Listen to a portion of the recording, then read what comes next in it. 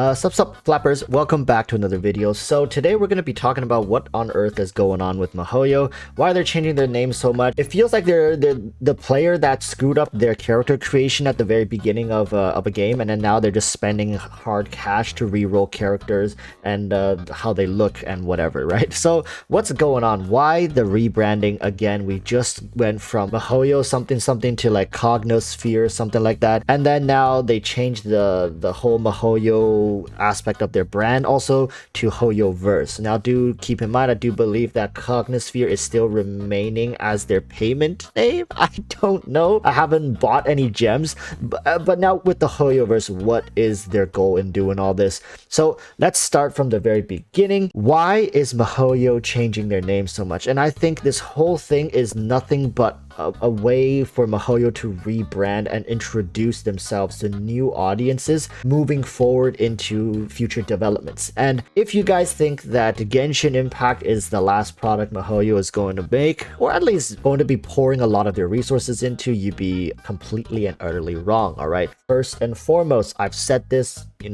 in the past, and MiHoYo has actively came out and shared this information. They are working on like some sort of Sword Art Online ultra brainwave sensor full dive technology. So that's where this is essentially phase one into developing all that, right? They want to bring the player base and their users into a more virtual and inclusive world where they have all these assets that they've constructed through Honkai, through Genshin, eventually I think like Gunreal was that what it was called, like kind of like a Honkai spin-off type deal. They have all these beautiful universes, and yes, I say beautiful with a very opinionated feel behind it, because honestly I do think these games look and feel very good. Their fundamentals are very solid. However, when it comes to something like Genshin, it's going to take many years, if even that, to develop into something that is worthwhile of even like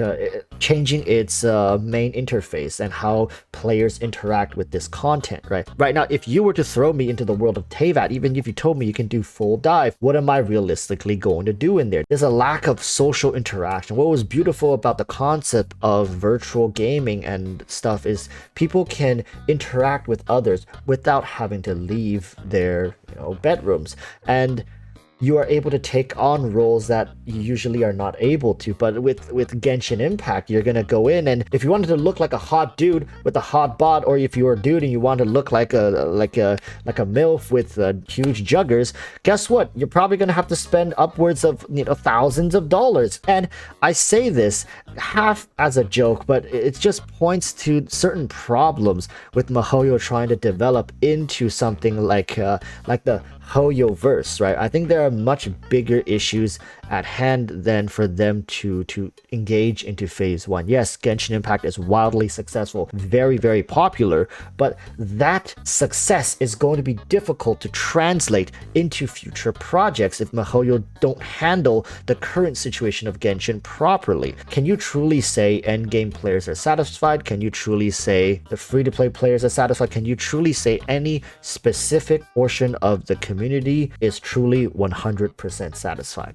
Even the beginners, they're trying to go through the game while they are missing out on a huge chunk of content because they were late essentially to starting the game. They do have a variety of things they can experiment with, but remember, the game is a gacha game at the very end. So if you're free to play and you're newer to the game, there's so many things that are just locked off to you, and we are kept in this state that we're salivating for the next best character that's coming back. Right now, I can guarantee you people are absolutely losing their minds over the possibility and the exact timing of when Kazuha is going to make his return. And that is something MiHoYo actively does to keep people on edge, is they're trying to create this universe essentially of their branding, their characters, and their virtual world when they essentially imprison their player base in these worlds. Wait a frickin' minute, this is Sword Art Online, holy smokes. What? Wait a minute. MiHoYo's a fucking genius. I didn't even think about it. I have some notes here to talk about, like, once you connect all the dots, they are okay, so Yeah, it makes sense because out of all the people that I've asked who played Genshin, it's like, why, like, are you satisfied with the game? Like, no, not really. There's a lot of things I would like to change. I write it into the surveys. And I was like, so what are you going to do if a year or 2 years later and nothing changes?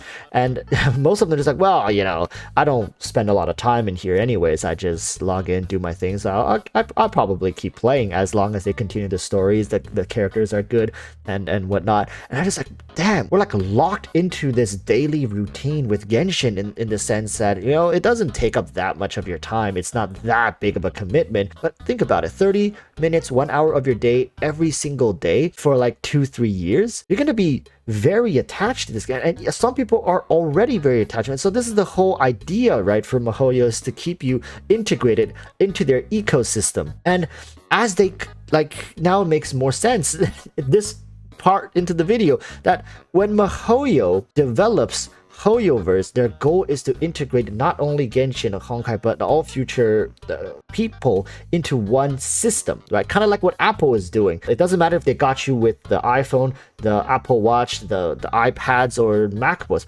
Now they slowly integrate everything together, and then they try to build this ecosystem that is very hard for you to leave.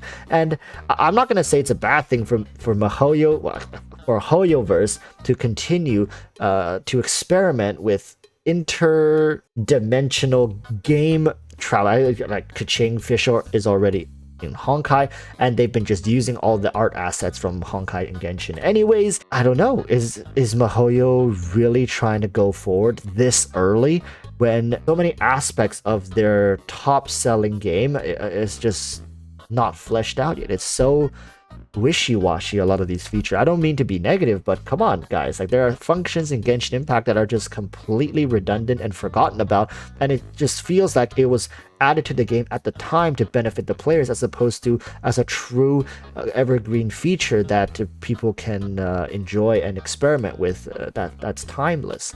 I think right now it's way too early for MiHoYo to think about HoYoVerse. At least give it another 5+ years before something like this should even be considered to be integrated.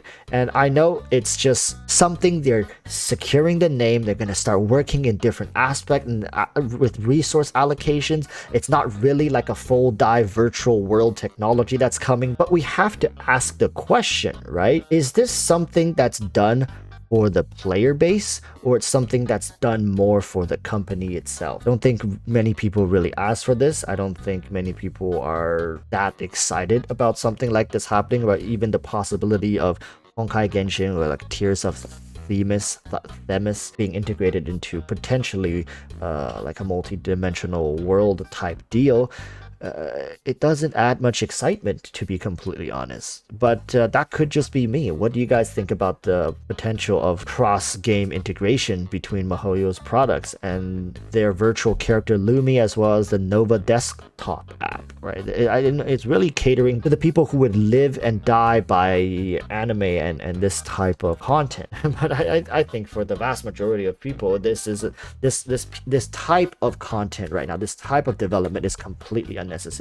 But that could just be me, right? I'm not too excited for this, and I'm pretty sure a lot of people feel kind of weird about this. Kind of came out of left field. There was no announcement, there was no build up. It just slapped us across the face with HoYoVerse, and then telling us we're gonna do all this, and we've developed this and this. But to be completely honest, I think with exceptions to Honkai and Genshin Impact, MiHoYo hasn't really done much to impress. And even with these titles, after playing it for a year and a half, like, it's a good game. It's good, but I wouldn't say it's like what Marvel did with Iron Man and developing the whole Marvel Cinematic Universe.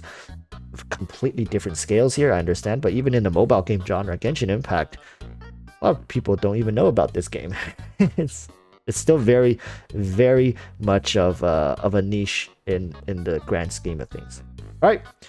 Yeah, that's just what I was going through, thinking about while waiting for the servers to come up. I really want to get Yaimiko before heading out, but I don't think I'm going to make it, people. I don't think I'm going to make it. With that said, thank you guys for watching. Wish you guys luck on summoning Yaimiko. I'll see you guys tomorrow in my summons and giveaways. So, till then, stay safe. Peace, peace. Bye-bye.